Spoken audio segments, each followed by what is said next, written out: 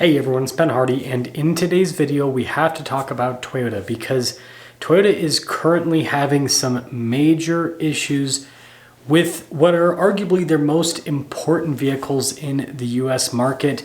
They're big trucks and big SUVs. These are the real money makers in the US market because typically they're less expensive to produce and you can charge a lot more money for them. Before we get into this video though, as always, if you want to save time and money the next time you purchase a car, link to my car buying guide in the description down below. Let's get into it.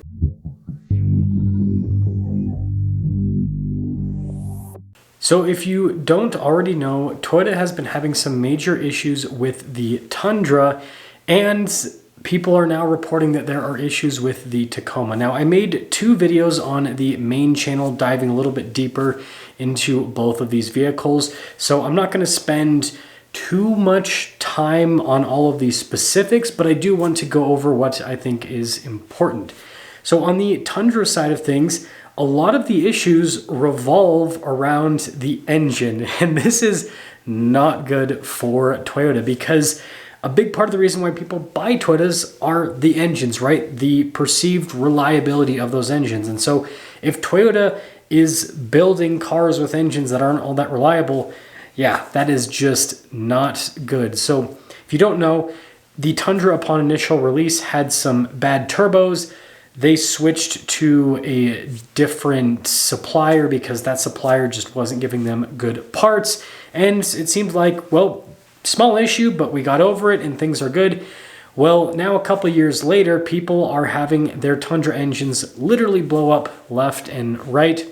Basically, during the machining process of building the engine, there's a lot of metal fragments that are left, and this leads to that stuff bouncing around during operation, which ultimately leads the truck to throw a bearing, and then boom, you got to replace the engine. Now, Toyota so far has already recalled over 100,000 vehicles here in the US market, not just the Tundra, also the new Lexus LX, because that also uses the same twin-turbo V6. Now, something to note, this twin-turbo V6 is also in the Lexus LS 500, and it's also in the Toyota Sequoia, and it is in the GX 550. And so if there are issues with the LX and with the Tundra, there are probably going to be issues with the other cars.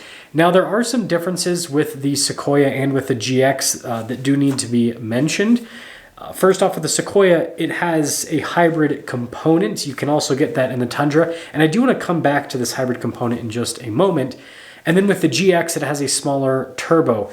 Now, does this mean that they are not going to have issues? Well, time will tell. They're not on the recall yet, but we will see in the future.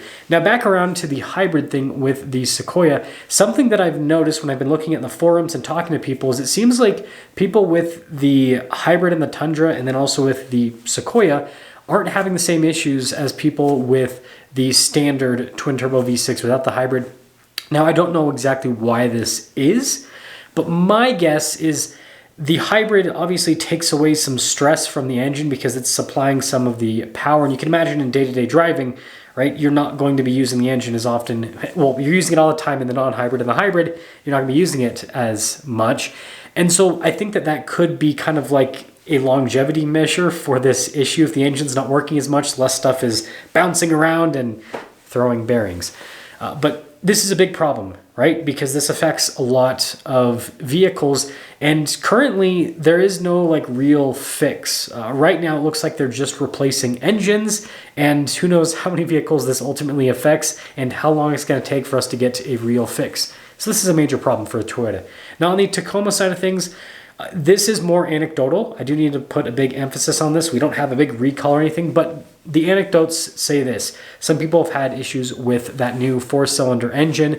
The hybrid version hasn't really been out for long enough for us to see if there's any issues with that in the Tacoma.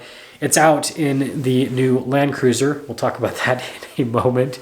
But regardless, some engine problems. The front ends of the truck seems to be pretty weak. Some people take them off-road. I mean, TFL was an example. Front end kind of came apart. So it seems like the front end on these trucks is weak. And then just general electrical issues with the Tacoma. Again, it's all anecdotes, so who knows how widespread these problems are. If it's just, early vehicles have this and later on it's not really going to be a problem. But regardless, we have a situation now where across the board with Toyota trucks, whether it's a Tacoma, a Tundra, something from, Lexus with the GX, the LX, the new Land Cruiser, right? They all share a lot of components. They all share the same platform, and it looks like they're all having issues.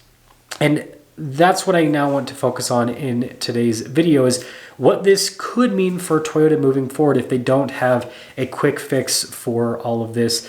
Because again, I really do think that, although Toyota has a really good business with their cars and some of their hybrid crossovers like the RAV4, this is a really important part of their business, because all these vehicles are high dollar vehicles, and they're simply just not as expensive to produce because they're body on frame. And since they're using the same platform and a lot of the same components across the board because they share powertrains and all of that, well, you can see how they could have some more cost savings on all of these vehicles.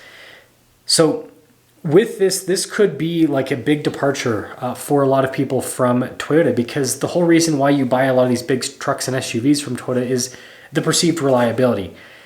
And so I could see a situation where a lot of people are just not buying these. And I mean, Tundras, for example, they're just sitting on dealer lots at this point. People don't want to touch them until this engine situation is figured out.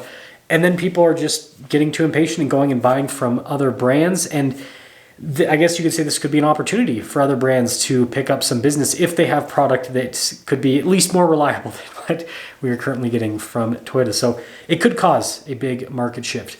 But regardless, I want all of you to let me know what you think about this situation with Toyota's trucks. Again, they're using, like I said earlier, the same platform across all of these vehicles. And you basically have two different engines, right? You got the twin turbo V6 and you got the turbo 4-cylinder, and you got different iterations, right? You have the turbo 4-cylinder with no hybrid. You've got it with the hybrid, V6 no hybrid, with the hybrid. And so Toyota really has to figure this out if they are, going to want people to buy these long term. So also, last thing I want to mention before we cap this off, if you happen to own, some of the vehicles that aren't under the recall or have had people talk about major issues, so like the Lexus LS, have you had issues with your LS? GX, that'd be interesting to hear if people have had some issues with their GXs. The new Land Cruiser, if anyone's had issues with those so far.